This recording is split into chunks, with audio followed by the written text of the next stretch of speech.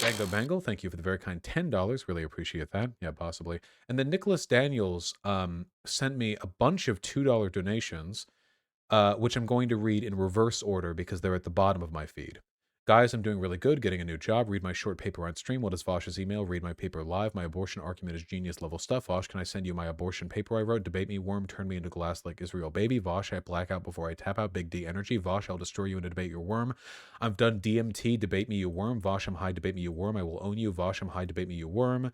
Hillary is mad. Trump is at the desk. Monica Lewinsky was under. Debate me, I will own you. I challenge you to an abortion debate. Vosh, don't debate Big D energy. And that was in reverse order, so that would have been the first thing.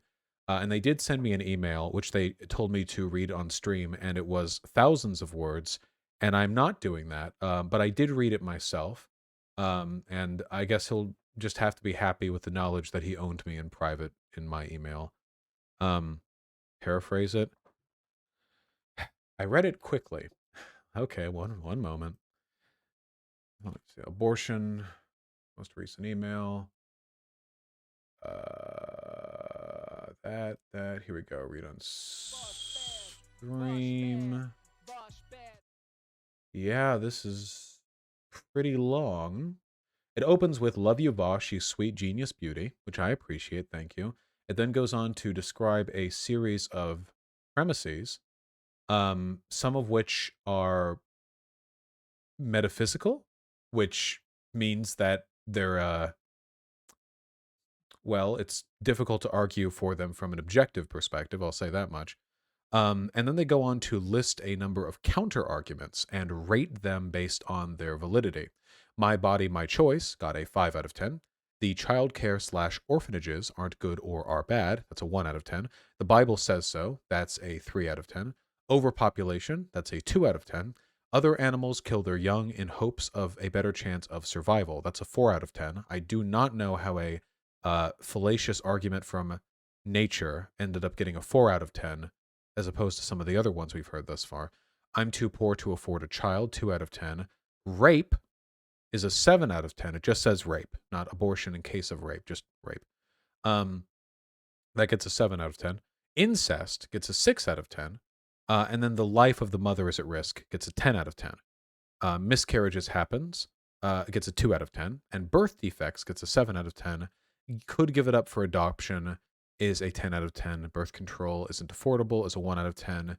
If someone is a coma, should you just pull the plug? That's a 3 out of 10. So we're jumping a lot there. Conceptually, but here's the conclusion, okay? I'll read the conclusion. It is my opinion that consciousness is the unique or most valued part of a human being. I agree with that. I do. This consciousness is partially or wholly created / managed / manifested by the brain. I agree with that. People without brains don't seem to be conscious, as far as I can tell. We don't currently have the knowledge to know what parts / parts of the brain create / manifest / manage consciousness. I agree with that as well.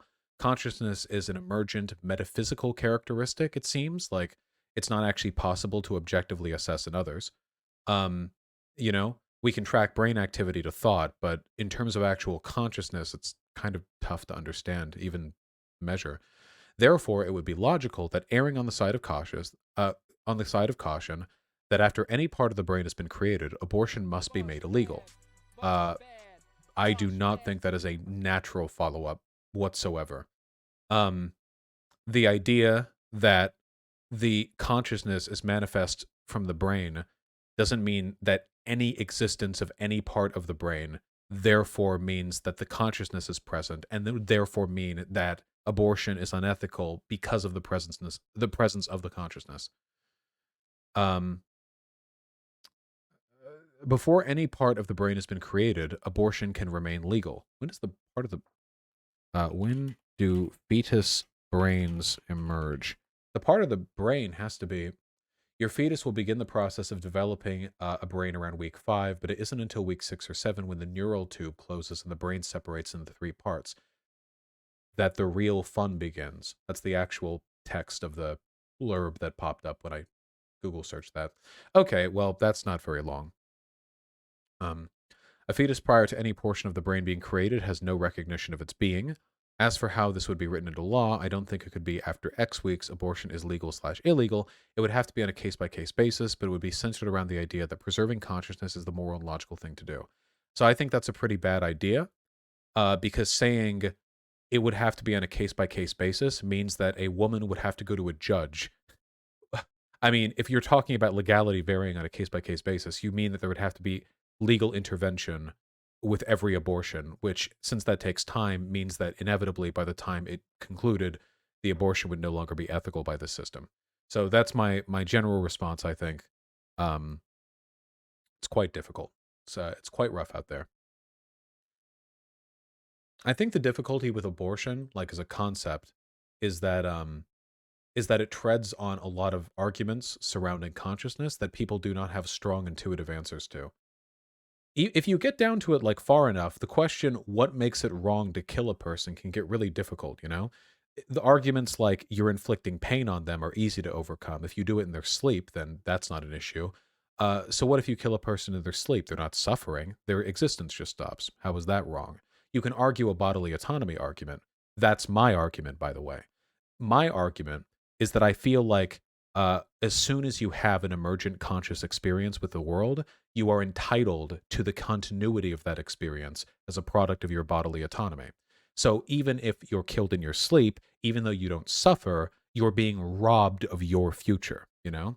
The reason that doesn't apply to fetuses or zygotes or fertilized eggs or whatever else is because I don't think they've developed consciousness in the meaningful sense yet. An emergent characteristic brought about by experience with the world, you know? The question of where consciousness begins is almost unanswerable from an empirical perspective, so you really have to rely on a kind of broader metaphysical analysis, and I hate doing that, you know? It's really, really difficult to do. I can say this much, though. An egg that has just been fertilized does not have a consciousness. The presence of unique human DNA does not mean that there is a consciousness taking place. If I pluck a hair out of my head, there is unique human DNA in that hair. Nobody would call it a life because of that. I don't know why the uniqueness of the DNA is considered to be the metric of like a new being, you know? A new creation of something. It's a new life, but we don't talk about preserving life. Individual cells in my body are alive. They can even live autonomously. It's not life, it's personhood that we're talking about. And that is a philosophical question, and I am just so. Oh, man. Genuine question, but has a 1 month old infant developed a meaningful consciousness? The answer to that is I genuinely do not know. But since we're talking about the legality of abortion, more so than the strict metaphysical understanding of emergent consciousness, it seems to me like the easiest line that you could draw would probably be assuming consciousness emerges at the point of birth. Of course, in reality, it doesn't. Whatever consciousness is or isn't or might be definitely doesn't suddenly exist the nanosecond you emerge from the womb.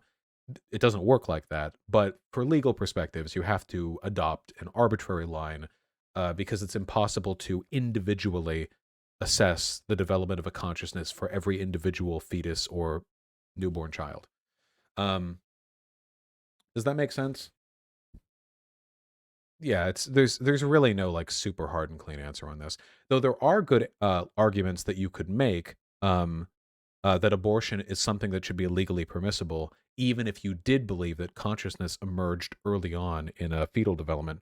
And that was the argument. Remember the argument that I made with the if you get in a car accident and the driver in the other car ends up being interred and the state hooks you up to give your blood to them, you know?